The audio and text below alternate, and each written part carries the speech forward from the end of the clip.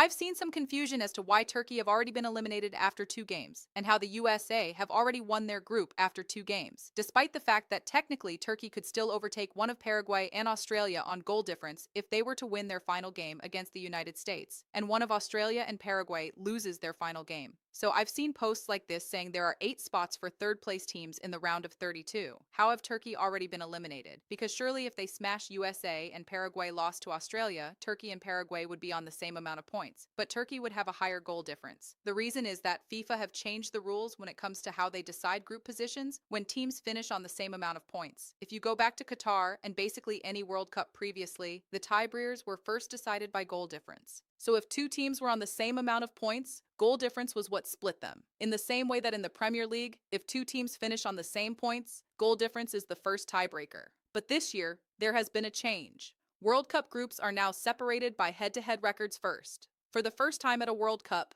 FIFA is using head-to-head records instead of group goal difference as the primary tiebreaker for teams that finish level on points. And so if we go back to our Group D, because Turkey have lost to both Paraguay and Australia, even if they beat the United States and finish level on points with one of Australia and Paraguay and have a higher goal difference, either Australia or Paraguay will go through ahead of them or be in third place ahead of them based on the fact that they beat them in a head-to-head game. For the same reason, Haiti are already eliminated. Because even if they miraculously beat Morocco in the final game and Scotland lost to Brazil and Haiti went above Scotland on goal difference because Scotland have beaten Haiti in the head-to-head, they would stay above them in third. And again, back to our Group D standings, because the United States have beaten both Australia and Paraguay. Even if the USA were to lose to Turkey in the final game and one of those teams was to win and somehow get above them on goal difference, USA would still be above them, based on the head-to-head. Now, there is one potential negative to that, in my opinion. If, for example, last night Turkey had drawn to Paraguay, they'd both be on 1 point, Australia would still be on 3. USA would still have already won the group going into that final game, because they'd know that no matter what happened in that final game, Australia couldn't overtake them, even if they bettered their goal difference.